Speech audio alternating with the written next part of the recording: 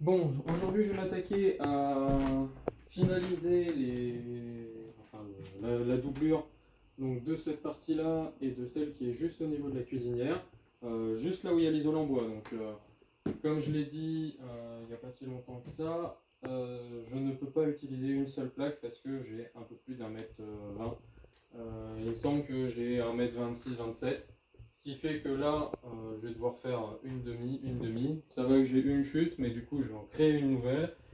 Et ici, du coup, je ne pourrai pas utiliser le reste de cette chute-là, donc je vais devoir en recréer encore une pour cette partie-là. Le reste, je le ferai plus tard, je ne sais pas. Enfin, là, on est le week-end, donc je n'ai pas encore été voir le fournisseur pour lui demander lequel était le mieux pour l'arrière d'une cuisinière. Donc je vais m'attaquer à ça pour l'instant.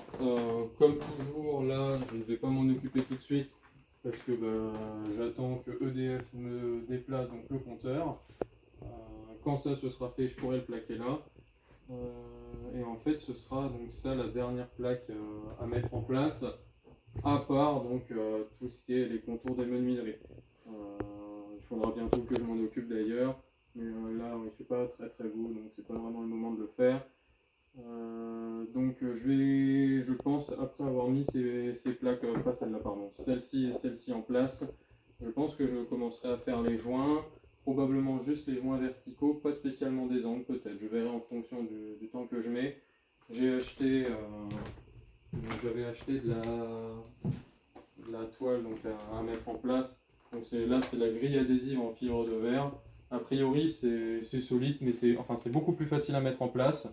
J'ai demandé à un ami plaquiste qui m'a en fait conseillé de rester à l'ancienne avec du papier parce que ça tient beaucoup mieux dans le temps. Donc le truc c'est que les joints à faire en papier sont indirectement plus durs à faire parce qu'il faut faire une première passe d'enduit, mettre la bande papier et ensuite relisser en écrasant bien. Alors que ça en fait il n'y a pas besoin de faire une première passe. Donc je vais voir, je vais essayer directement avec le papier parce que j'en ai des centaines et des centaines de mètres. J'ai même plusieurs types de joints, donc j'utiliserai le plaque au joint pour soi et je verrai en fait au fur et à mesure comment je me débrouille et en fonction de ça ce que je commencerai à faire. Donc pour l'instant je vais faire ça, l'autre et puis je verrai la suite après. Allez c'est parti.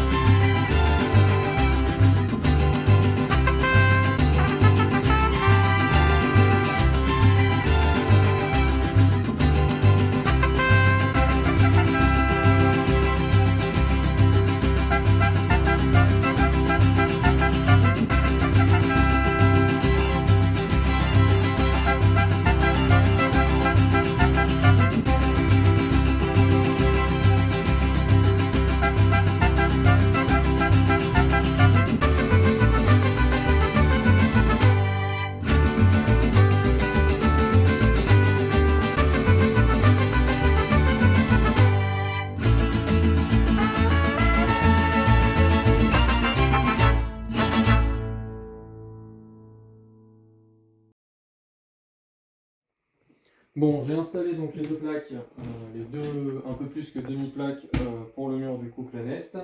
J'ai aussi installé donc la plaque qui viendra à côté de la cuisinière. Là, je vais faire une petite pause. On va déplacer toutes les plaques de plâtre qui sont dans la chambre contre cette paroi-là, parce que c'est la seule où je ne vais pas faire les joints, en tout cas pas pour l'instant.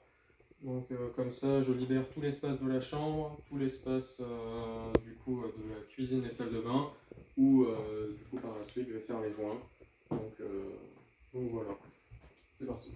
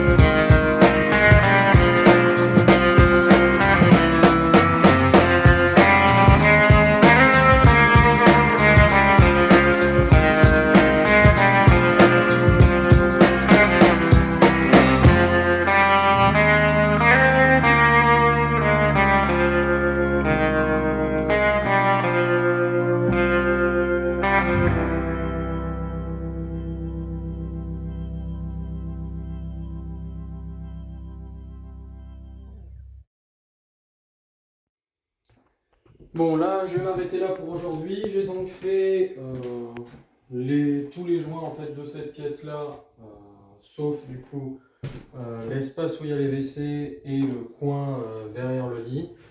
Euh, je vais avouer que j'ai bien galéré, en tout cas sur les premiers. Au tout début, donc sur la première bande que j'ai faite, je pense que j'avais pas mis assez d'enduit sur la première passe avant de mettre la bande, ce qui fait qu'en fait sur les côtés, bon là il fait un peu sombre donc on voit pas vraiment, ça fait des mini ondulations qui se sont pas collées.